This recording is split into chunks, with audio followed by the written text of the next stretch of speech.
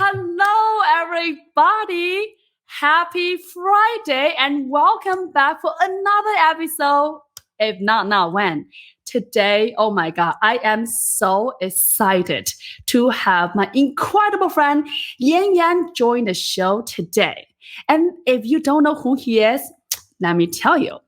First of all, Yan started his career in investment world for 13 years. Oh my God, guys, he is so smart. Of course you can tell.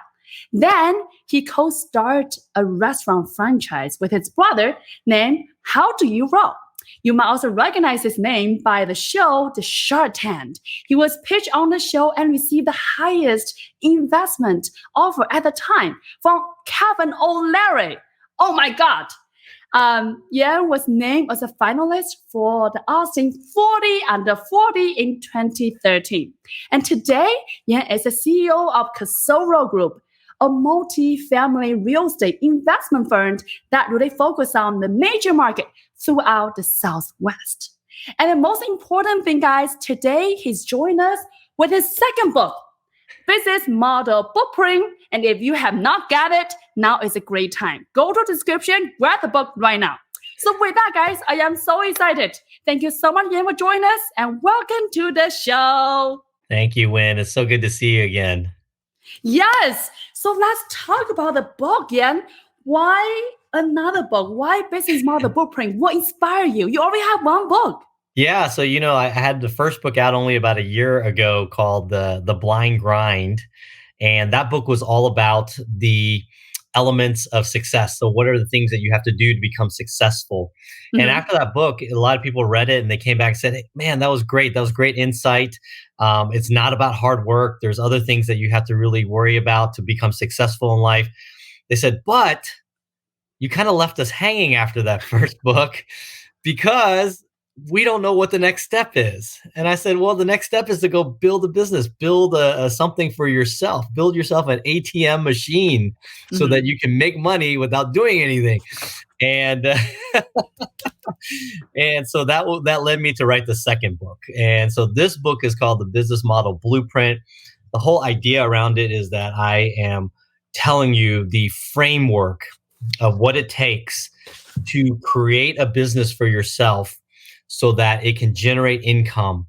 But most importantly is that as you become more and more successful, what I like to see happen is that you become not only successful, but become more significant.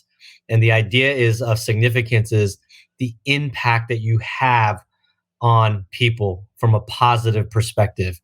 And the more impact you have on people, the more positive impact you have on people, the greater your significance.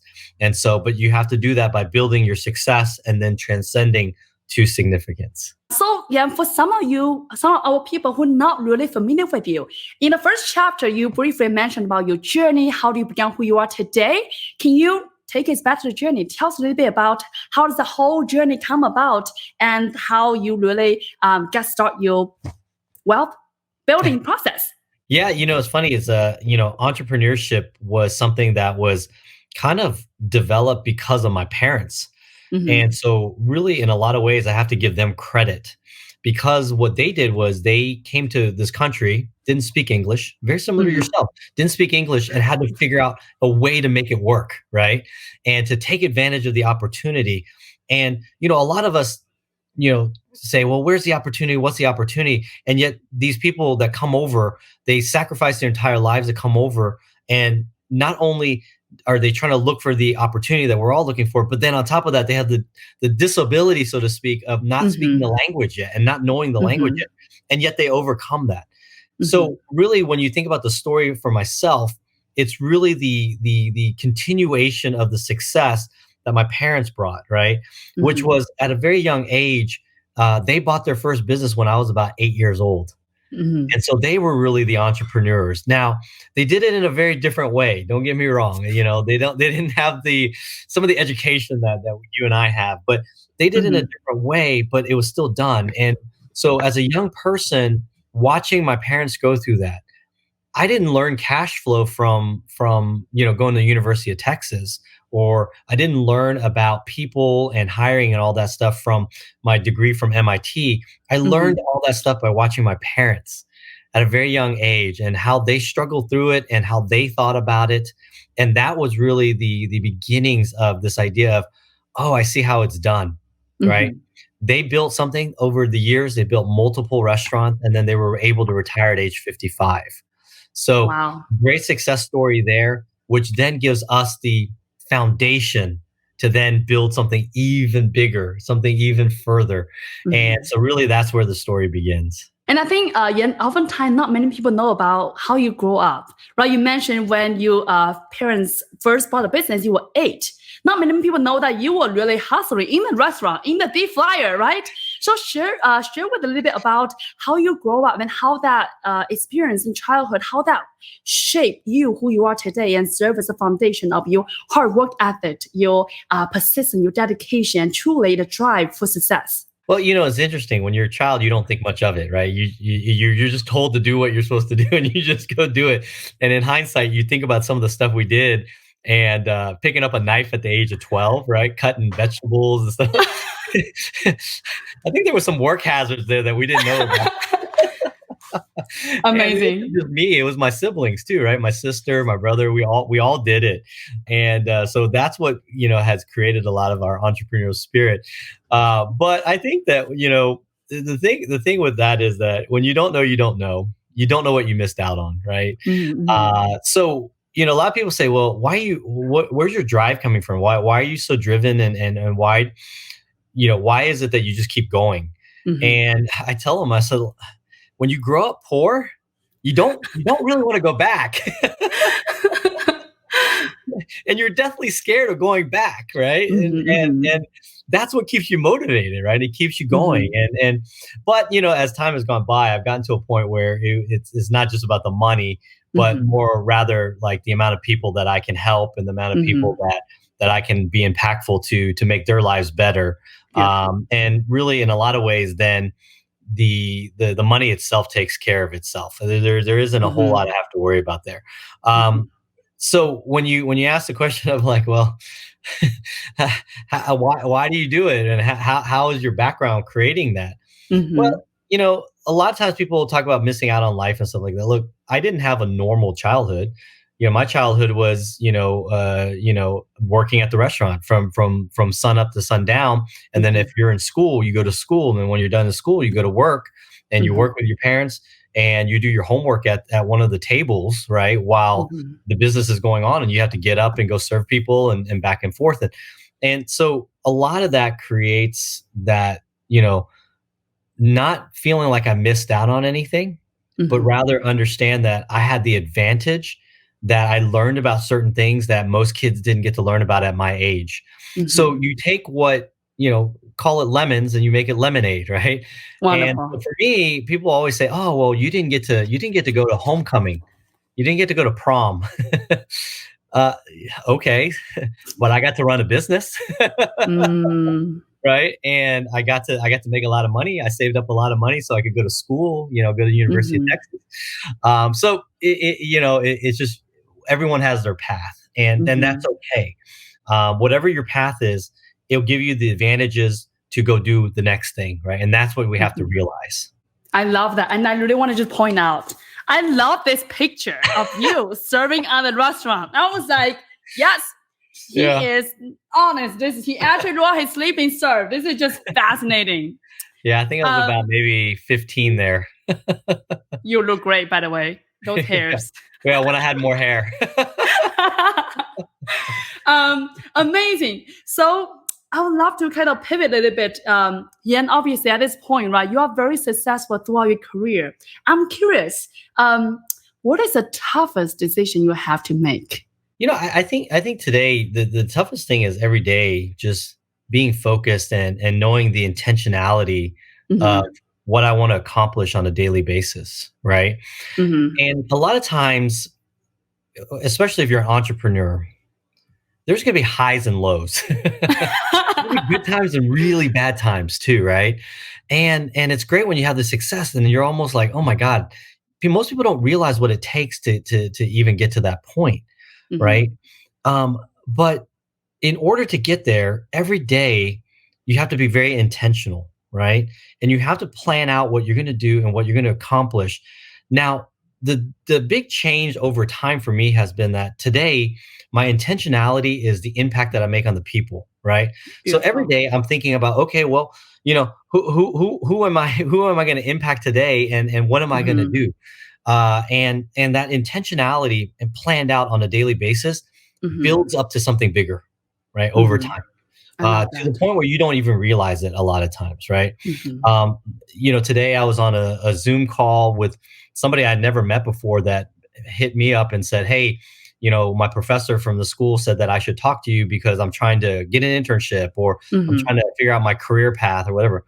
I'll meet with them 15 minutes, 30 minutes, whatever it is, try to help them out, right? Somebody pinged me today from two businesses ago that I used to do. And she said, "Hey, I lost my job. I'm looking for something new." I said, "Hey, send me your resume. I'll see what I can Mm-hmm. find." Even though it's very different industries, whatever. Mm-hmm.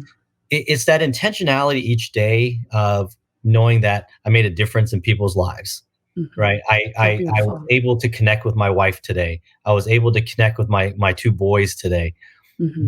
Those are the moments that we a lot of times don't realize is what builds that success and that significance over time. And it's those little things. And that's why I love your company, right? Evergreener, right? Yeah, no, seriously.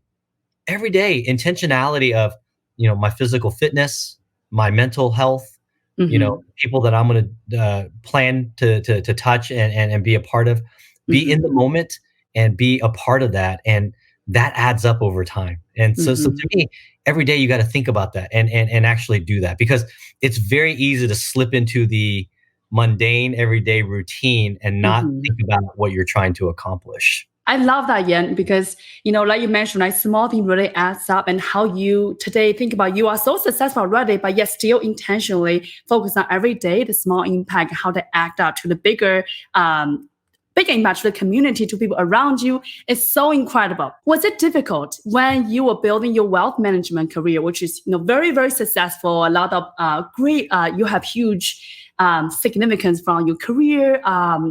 Obviously, you are building wealth, all the great things. Yeah, pivoting that to starting a sushi franchise with your brother, where at the first 6 months is a negative cash flow, right? That is a big decision. Can you walk us through how do you make that decision, and how does that impacting shaping who you are today? Yeah, that was an interesting time, right? So, my brother and I are about 8 years apart. So, growing up, I mean, we had a relationship, but you can imagine if I'm in college and he's only in middle school, there's some gap Mm, there. It's almost feels like a generational gap. And mm-hmm, so, growing up, our relationship was very different because of that huge gap. And so, when the opportunity came up to work with my brother and to build a business together and build some sort of significance, success, whatever you want to call it, the chance to do that was really very strong. And that's really what drew me to the decision to sell my practice, right? And that was a mm-hmm, great exit for me. But then to take the risk of going all in into mm-hmm. something I didn't want to do, which was restaurants and work with family. Exactly. But it came down to a very simple situation where at that time I was getting ready to have my second son, Mm-hmm. and for some reason I was having some conversation with my older son, who probably was about, I'm guessing, about 5 or 4 or 5, something like Yeah. that. And I don't even remember what specifically it was, but he says, well, it had something to do with, well, what if I have to help my little brother, right? And I said, well, look, you're the older brother, and if there's ever a chance for you to have to help your brother, there's no decision, you just have to do it.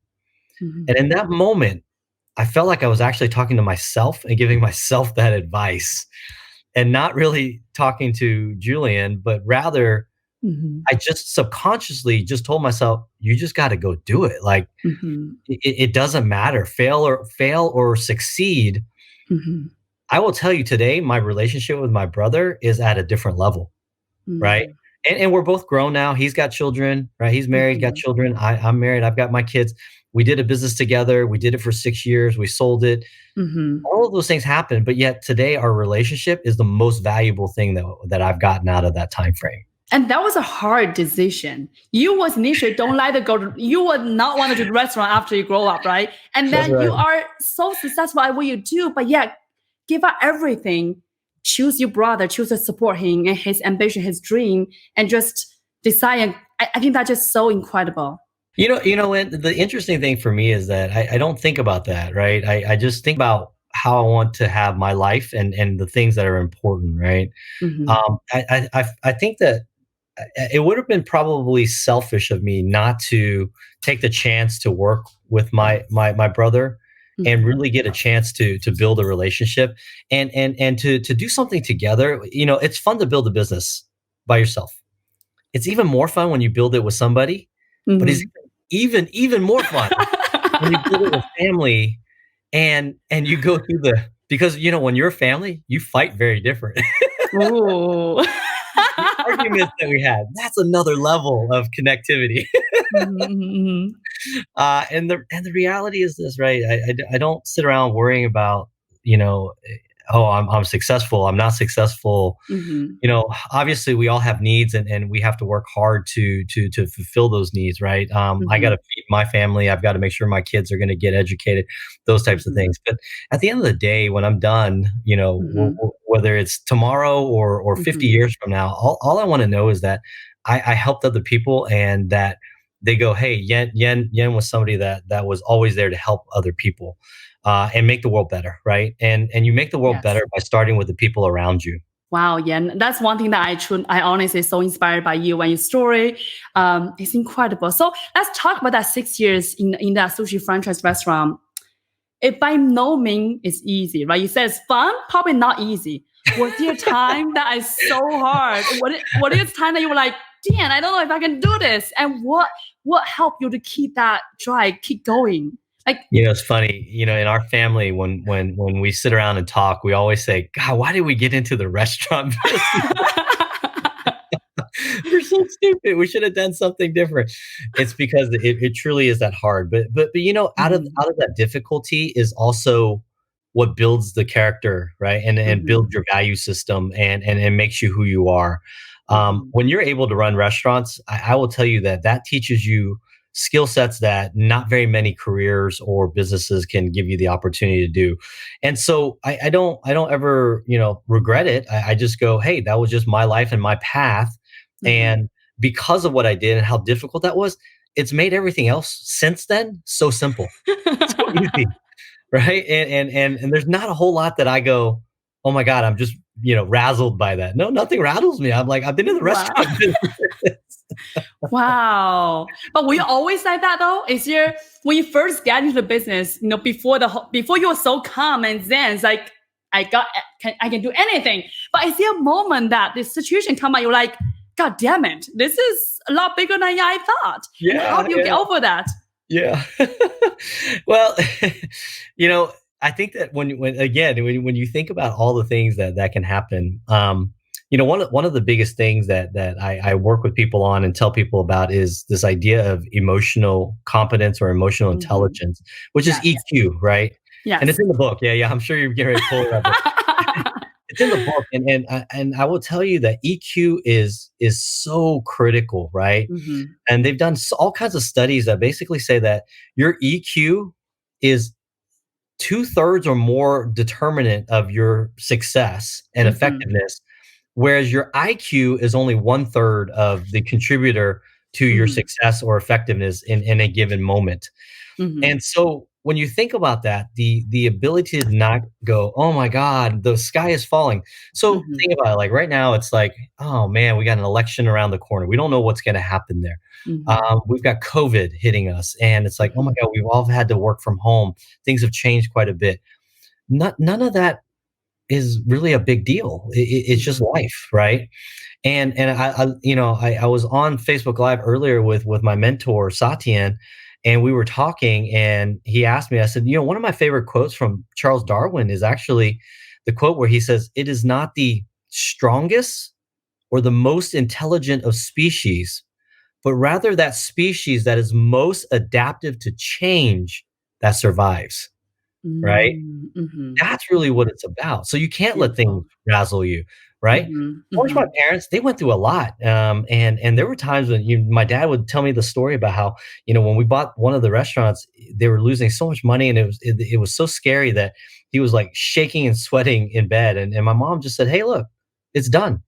What can we do out of it now? What can we make Mhm. happen now, right? And Mhm. it's that emotional quotient, that EQ that calms it down and says, "Look, that is the situation. Mhm. How can this be any worse than when you were running away from bombs in a war-torn country, right? With nothing, and you're Mhm. worried about this. You don't have to worry Mhm. about this. It's okay, Mhm. right? And we go through failures and successes, right? Life is Mhm. not just about successes. It's also Mhm. about failures, right? And what you do with that, and how do you turn that into something else? Speaking of which, I wanted to ask, you always say have so many success in your career, but not many people talk about failure enough. I'm curious if you can recall one of the biggest failures that you have in your career or life and how that shaped who you are today. Yeah, one of the biggest failures is actually still how do you roll? Like most people go, "Oh, that was great. It was success. You got on Shark Tank, you Mhm. got this money, you got an exit," all of that stuff. But really, at the end of the day, that was actually a failure on our part. Because what happened was that because we got on Shark Tank, because the growth was happening so fast, we actually couldn't Mhm. handle it. We grew Mm. ourselves to death, right? Mm. Which is one of the things I actually mention in the book also, which is you have to be more scared sometimes when you're going along and things seem to be going so fast that if Mhm. it goes so fast, you better keep up because if you cannot, then Mhm. you're gonna die too. Mhm. Not only will the business die, but you will die too. And I would say to me, that was the biggest learning that I got of how do you roll, right? Mhm. Was that the failure to succeed and take it into a 1,000 unit, 10,000 unit concept, Mhm. 15 years from now, we never got there. We never got there, right? And so I try to think about that and say, well, what did I miss there, right? What was the Mhm. missed opportunity? Obviously, we made the decisions that we made, and Mhm. in hindsight, it was still fine, Mhm. but at that moment, I was like, "Man, did I screw up? I never fulfill the potential of what that could have been." Mhm. Right? And to me, that's the lesson. And most of us will go through life where Mhm. there will be a lot of those, right? Hopefully not a ton and not catastrophic, but Mhm. going through those things is the difference of whether or not the next one's gonna be successful. How do you always have such a positive mindset and able to pick yourself up when those moment comes? You're always thinking about how can I prepare better next time, right? I felt you always looking for the bright side, right? How do you always pick yourself up? Or any advice for people who are right now being through hardship, being through challenges, or maybe quote unquote the failure at the moment and just don't see the light yet? I don't know. It's always half full, right? Everyone talks about half empty, half full. For me, it's always half full. Mm, 'Cause something is better than nothing. Um, true. you hear different things, right? Fail forward, right? And I don't know, somewhere in my programming, I am very much forward thinking and forward oriented. I don't spend much time in the back, like looking Mm, backwards, right? I just don't care that much about it. And most people talk about Shark Tank and my wealth management practice where we were managing all this money and dealing with all these famous people and stuff like that. And I never look back. I'm like Edna Mode from The Incredibles. I never look back, darling. I never look back. that's incredible. Yeah, so I think that's a part of it, but I think that's what it takes. If you're going to be an entrepreneur and Mhm, you're going to be successful as an entrepreneur, mhm, you better be prepared to let it go, right? And, and sometimes you will work your butt off and you will give your mhm, entire life to something and it will not work out. Just be prepared for that. It will not work out. It will not work out the way you intended it to work out.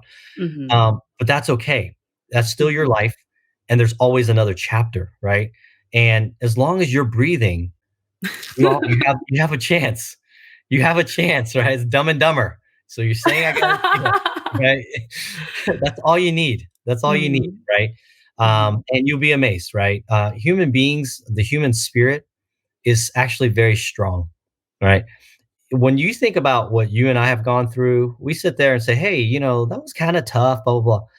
Go back one generation. Go back two generations. mhm. Think about running away from the Communist Party. Think about the middle of some of these people here in the U.S. Their parents had to fight or their grandparents had to fight in the Vietnam War, the Korean War, Mhm, World War mhm, II. mhm, I mean, nothing that we're doing today is really that tough, right? mhm, Like mhm.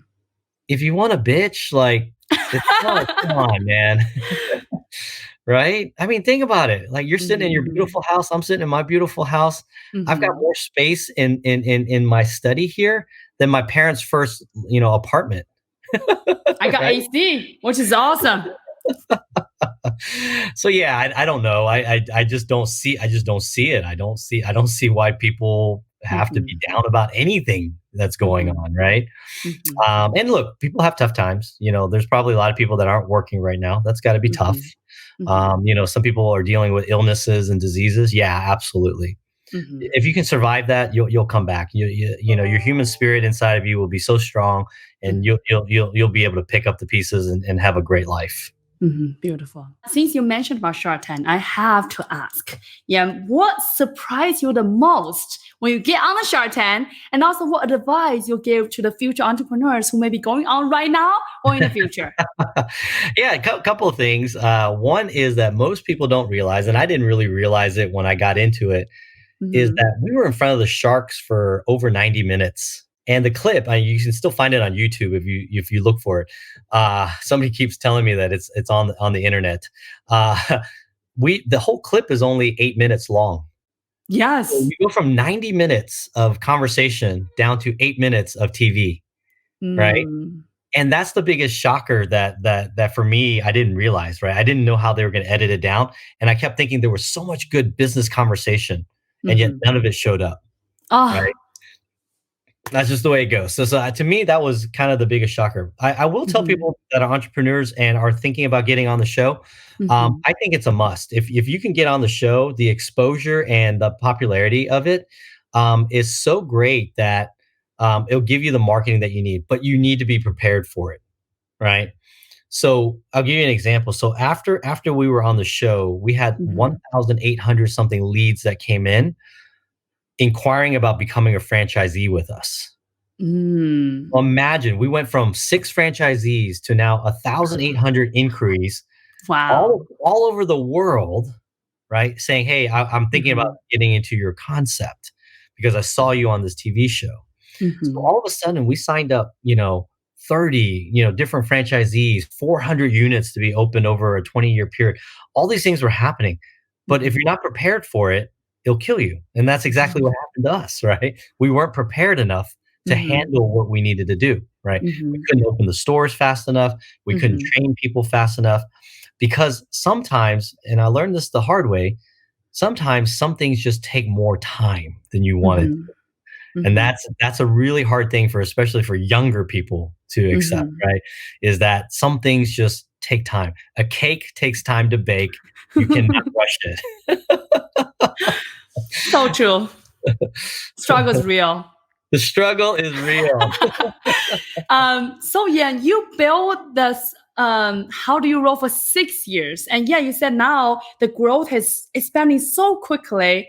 Was it hard to let go? Is it hard to sell it to the business? Was it difficult? Yeah, and that's also one of the lessons I put in the book for you as well too, right? Which is Mhm.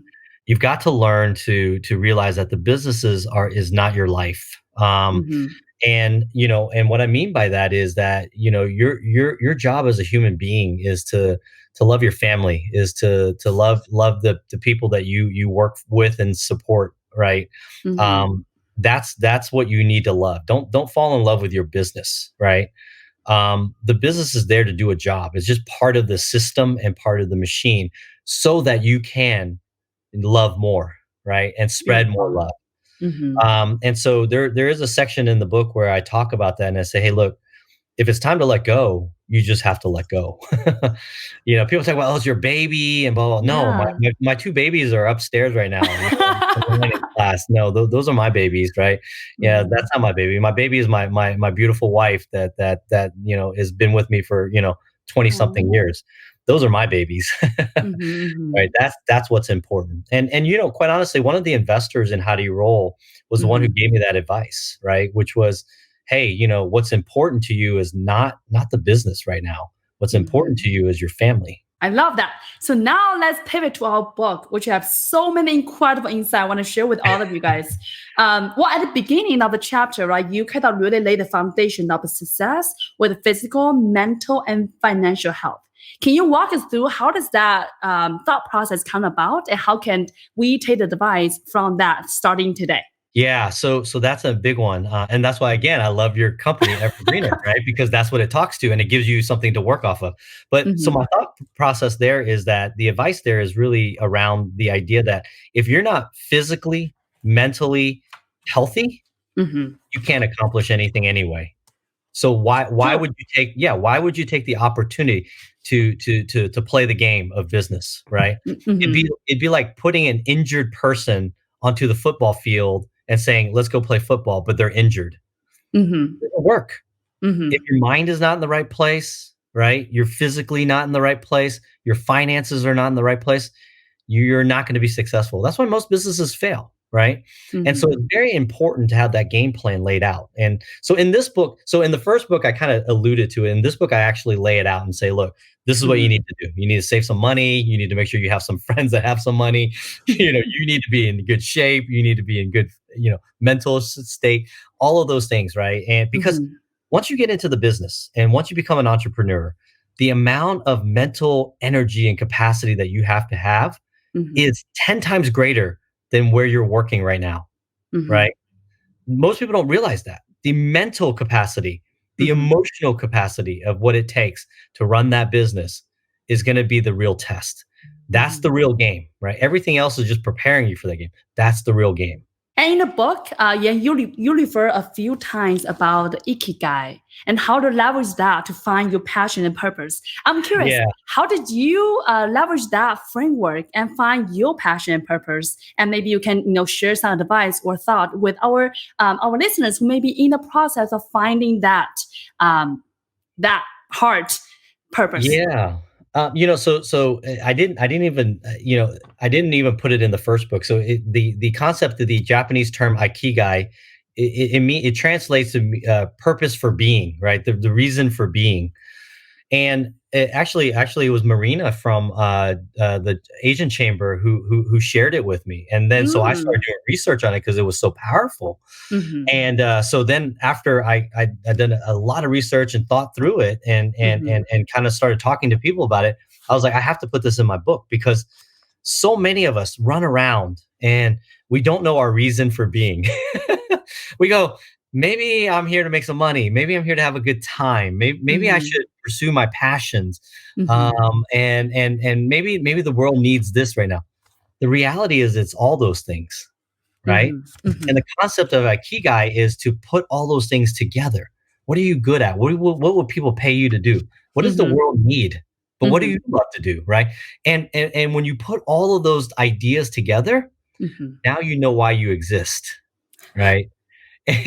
And I felt like that was so important, right? If you don't Mm-hmm. know that, how do you build a business? How do you have a heart and soul of a business if it Mm-hmm. doesn't reflect the reason for you to be in existence, right? And Mm-hmm. so I thought it was very important to put that into the book, and I reference it multiple times. And I Mm-hmm. say, hey, look, when you get to this point and you're trying to make some decisions, reference back to the Ikigai model and say, Mm-hmm. how does that fit into your ability to get paid to do that? Or how does that fit Mm-hmm. into what does the world need from you, right? Mm-hmm. All of those things become very important in that decision-making process. So that lead me to my next question is really, Yan, what is your ikigai and what significance you want to leave to the world? Which really you mentioned multiple times in the book, and that's the purpose of the whole wealth generating process, right? Yeah, yeah. So for me, as I went through those exercises over the last couple of years, Mm-hmm. really what it comes down to is for me is just helping people, right? The more people I help make successful, Mm-hmm. I've done my job. That's my purpose for being. Yeah, it really is. And you know what? I get paid to do it. I'm the CEO of Casoro Group. I get paid a lot of money to make sure that those people get what they need, and the people that live in our apartment Mm-hmm. communities get what they need. So the wake of what I do today is really about people, um, Mm-hmm. and I get paid to do that. I love to do that. I'm good at doing that, and the world needs it. So that is my Beautiful. purpose for being. Yeah, and it's not just my business side; it's also my personal side, right? Mm-hmm. I'm here to support all my family, right? And whether it's my aunts and uncles or my parents or whoever, um, Mm-hmm. I always want to make sure that I'm there for them if they need me. I'm going to take a quote from your book and love you can tell us, what's your thought by that. On the page 238, you said, quote, you can't understand that money isn't everything until you have it. Quote. That's Can so you true, right? explain? Yeah, and the reason I say that is because it's true, right? So you think about our world today, and just for myself personally, right? Mhm, There isn't a need that is not fulfilled, not a single one. mhm, There isn't a want that is not fulfilled, not a single one, mhm. right? Now there is maybe higher levels of want, but that's about it, right? That's about it. Like maybe I drive a little bit more expensive car, right? Because Mhm. Mercedes just isn't good enough, right? I mean, which is crazy, right? Or, I need a bigger house because, 4,000 square feet just isn't enough, right? The thing is once you get to that level and you Mhm, start realizing that that's all you're really after, you start mhm, realizing the money is not that important. Even though you have it, it's mhm, not the most important thing. It's what you do with the money that becomes the importance, right? mhm, mhm, So I always tell people it's kind of like a poker player. You want a lot of chips, but the chips themselves don't have meaning, which is the money. mhm, If you don't have the money to play the game, that's the only relevance that the money actually has. So as a poker player, you want a lot of chips because you're trying to win the game, mhm, right? But mhm. the chips themselves, if I just gave you a bunch of chips, you'd be like, I don't care. Like, what good does this do me, right? Oh, but I can use the chips to go play this game, and this is the outcome of that. Now Mhm, there's importance. That's why I said you don't realize that sometimes because mhm. when you're in the struggle, because the struggle is real, I get it. And when you're in the struggle and you're trying to make ends meet and you have needs that are not fulfilled, you have to get Mhm, past that first, right? Get mhm, past the needs, then the wants, and then you start realizing the wants are just bigger wants, and that's not even important anymore. So now, what do you want to do with your chips, right? How are you mhm. going to play out, with your chips? I really love that, Yuan. And, obviously, at this point, we learned about you. We learned about how you are such a heart-centered entrepreneurs, right? Having a journey become who you are today. And obviously, it sounds like the story of you, how you start your childhood earlier time, really sets the foundation of who you are, right? Such a successful people today. I'm curious, now you as a parent, how do you pass down those hardworking spirits or those grind, those hustle at early age to to your kids, so they can also have the same amount of work ethic like you are today. Well, so there's a couple pieces to that. One is I'm very lucky to have such a great wife, right? Yvette takes care of the boys and allows me to go do what I need to go do. And if it wasn't for that and her holding down the home front, Mm-hmm. I'm not sure I could be successful. I'm not sure I could be significant. I don't think I would be able to do it. Right. Amazing. And so really a lot of the credit goes to her and her ability to be my better half, not even my half, but just my better half. Oh, Right. And so that's a big oh. part of it. Right. And that's what it takes. And nobody gets to do it alone. And Mm-hmm. so, having the right teammate is so critical, right? So critical. And so I Mm-hmm. owe a lot of my success and failures and everything, just my life Mm-hmm. to her and what she does, right? And Mm-hmm. and she's amazing. I mean, if I don't know if I got lucky or what, but I'll take it because I mean, she's an amazing mom, and Mm-hmm. and I just try to support. uh, it's funny because the two books that I've written, Mm-hmm. as I was writing them, I was just really thinking about my two boys, right? Oh. And I wanted because it's funny because when you're a parent, and those of you who are out there are parents, they don't always want to hear what you have to say. Kids don't listen, but they do kind of listen, right? And Mm-hmm. so I wanted to just put on paper what I had learned, right? Which was success is not going to come from just hard work. It's just not going to get you there. And we talk about these examples that I have in the first book live with them Mm, all the time, right? Which is, hey, you're doing this. How would you grade yourself on a scale of 1 to 10? How much hard mhm, work are you putting into it? Scale of 1 to 10. Okay, mhm, when we multiply that out, what's your probability of success then, right? mhm, And, mhm, and they understand. So I'm trying to train them on that formula to mhm, understand what it takes, right? And the focus that is necessary. I mhm, don't necessarily want them, just like my parents didn't want it for me and their parents didn't want it for them, to always have to grind it out, right? mm, It's not always necessary. The mhm, idea is that I'm here to build a foundation that is even bigger, even mhm, higher, and even better than the mhm, foundation that was given to me so that they can even do bigger and better things than I did, right? mhm, mhm. So the idea of like I'm not that traditionalist, I guess. Not a very good Chinese parent, I guess. I don't, I want them to pursue their passions, their dreams, Mhm, things that their ikigai, right? I mhm, need them to mhm, have their own ikigai. They don't need mhm, to follow my ikigai. My ikigai was meant for something different. My mhm, purpose for being was very different, right? mhm, My drive is very different, and they've never experienced poor. mhm, So you got to think about that, right? They've never experienced poor, mhm, right? They're the kids that when I was growing up going, "Man, I wish I had that. I wish I was like them." They're mhm, already those kids, right? mhm, mhm, And so how do you instill value systems mhm, and things and things that they can grow with?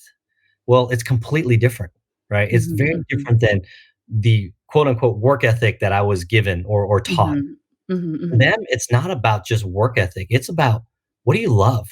What's gonna make the world better, right?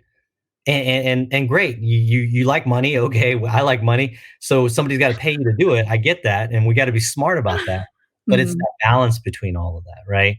And mhm, so, a lot of it for my kids, what we try to work with them on is figuring out their ikigai. What is their purpose for mm, being?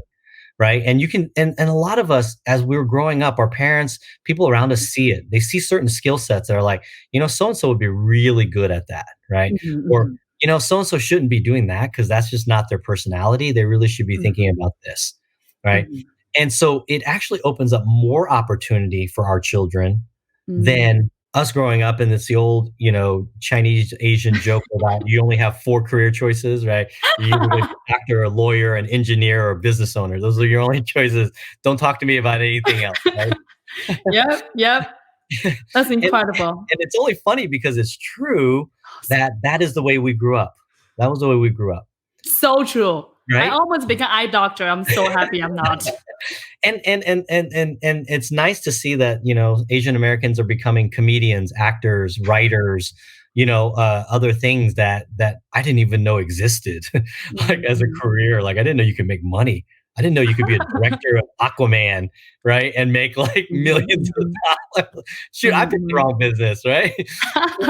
But it's figuring all that out, right? In the first book, I talk about what is your natural talent and talents, right? Mhm, If mhm, you can figure out your combination, then you can figure out your ikigai, and then once you mhm, put all that together, you're mhm, gonna be successful. There's no doubt about that, right? mhm, It's mhm, when you don't figure those things out, mhm, and then the system doesn't roll the way it should, and it is not smooth, right? mhm, Because mhm, maybe you're doing something you don't like.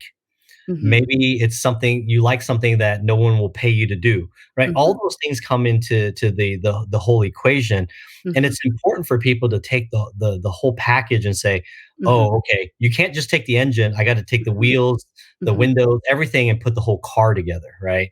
And Beautiful. so that to me, that's really what I try to leave with my kids is say, Mhm. "Look, you got this opportunity that's very different, very very unique to you. What are you going to do with it?" And I want to touch base on, you mentioned about briefly that hardworking is actually not the, what do It's you not call it? the element the key to success. 100%, which I think people might get confused by. Can you explain that? And what do you mean by that? Yeah. So think about it this way. If you just work hard, that's great, but you're not gonna build wealth and money off of that. So if Mhm, you're in my business, if you are the best leasing agent, mhm, that's great. But there is an economic limit to being a leasing agent, right? And so if you want to continue to build your economics, you got to do other things. But what does it take to be able to get the opportunity to do other things?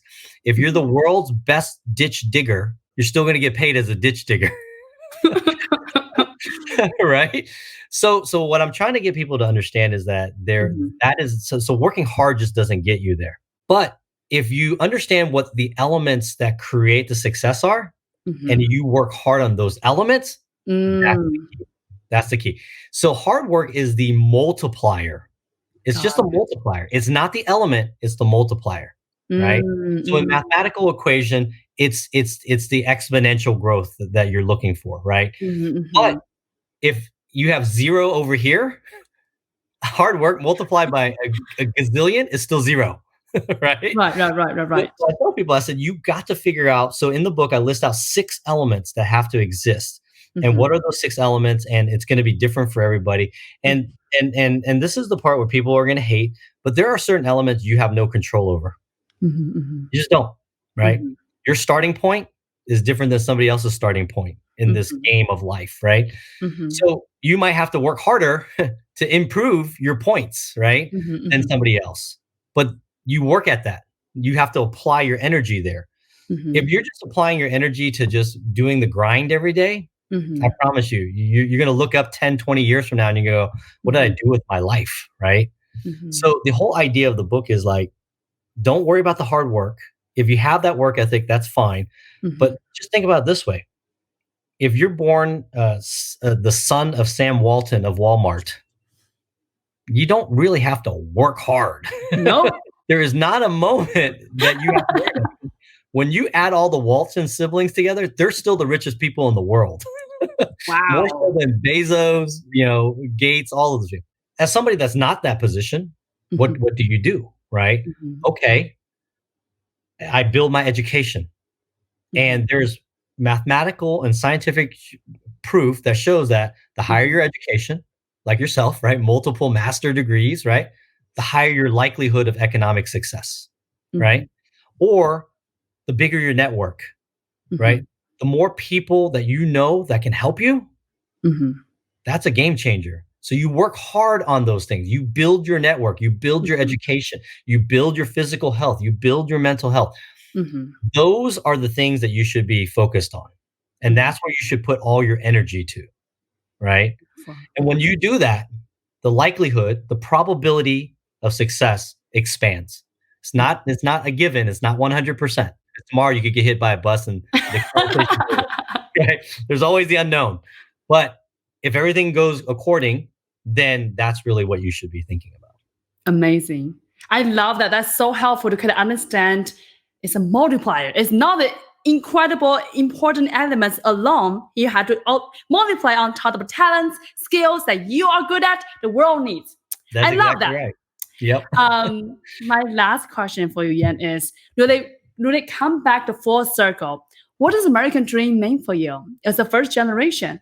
Yeah, when I was growing up, I don't think I knew any different. I think the American dream was like, hey, I'm going to have the nice car, the big house, a lot of bling. I can buy all the clothes I want, go on vacation, because those were things that, the generation previous just never had.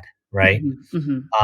And so, so growing up, that's what I was thinking. And again, once you get there, because I had a 7-figure exit on my first business, right? On my work management business. So I was a millionaire, technically. I was a millionaire by the age of, 30, 29. I don't know, something like that. You think you're hot shit. Until you realize that that's not really what life is about. Right. And so for me, the American dream is about building something that you can, you create a platform or a foundation that you can live comfortably. All your wants and needs are met, but more importantly, it leaves a legacy that has impact on other people. Right. That's the American dream. Right. So that it's something that goes beyond yourself. Right. No, not very many places on earth do you get that opportunity, right? So people talk about, there's a lot of politics going on right now because of presidential elections and Mhm. this, that, and the other. And I know we all have differences in terms of where, the country should go.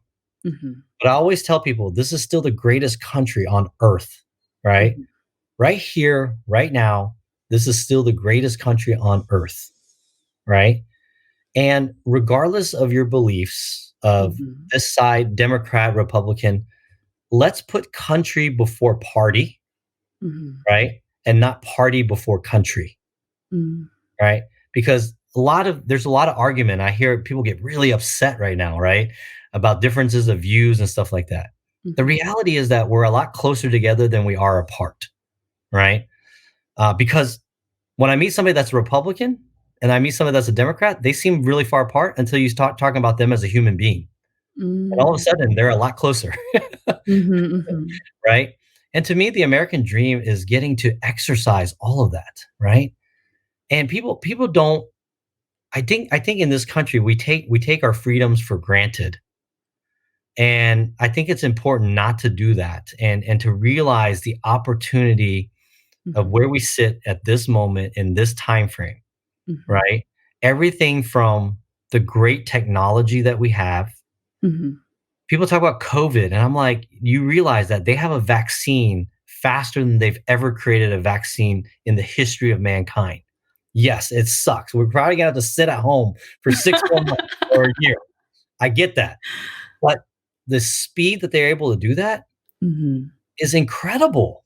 It's Mhm. incredible, right? Mhm. Mhm. The opportunity we have in front of us. Yeah, okay, Democrat, Republican, Libertarian, Green Party, whatever. Mhm. The opportunity doesn't change. Mhm. It's still right there in front of us. The Mhm. American dream is just to have the opportunity. That's it. Beautiful. People die to come here just so they have that freedom to do that, right? We cannot forget Mhm. that. We cannot forget Mhm. that, right? I think about yourself, right? You came over here with nothing but a dream, right? So And yet true. you can make something happen, right? And Mhm. you can make something happen. That's true for all of us. Mhm. And that is what people cannot let go, is that when we talk about the American dream, it still exists. It's Mhm. still there. We just have to take advantage and actually use it and Mhm. stop complaining, right? Somebody told me once when I was growing up, they said that excuses are the Mhm. building tools for foundations of nothing. So Excuses are the true. building tools for foundations of nothing. So stop making Mhm. excuses, right? Mhm. Mhm. The American dream is there, and we sometimes don't even realize that we're living it, and we have Mhm. it, and until you see some of the things that happen around the world, Mhm. right? And you see, Mhm. people talk about China and the economic growth there, and quite honestly, it's very impressive. Except that you're still seeing people that are going to get arrested or shot because of something they said, right? Or the fact that you can't own 100% of your company because the government has to own 51%. We Mhm. don't realize those things, right? And so sometimes we just need to stop and be okay with that, and realize that. Mhm. And man, if you're an immigrant, first generation, second generation, don't let it slip, right? It's like Eminem, you get one shot, one opportunity, and just don't let it slip away, and I feel like sometimes we forget that, and we get caught up in the drama and the BS and all that Mhm. stuff. Mhm. The reality is we need to stay focused and accomplish some great things, right? And we have the ability to now more than ever. Mhm. Wow. Wow, Yan, this is so beautiful. I just love that you are always so positive, always half glass full, always able to see the things in the right perspective and really think about how you'll take the journey, right? Reinvent yourself over and over again, always pick yourself up, always focus on how do you create a significant for not only yourself, your family, the community, everybody around. I'm just so honored today to have you share this journey with us. And everybody, if you're listening today, if you have not got your book, now is a great time. Go to the link below. Go get your copy from Amazon. It's fantastic. You can learn so much. And with that, guys, thank you so much for coming today. We are so excited. Thank you. Thank you, Win. Thank you. Thank you. Bye, guys.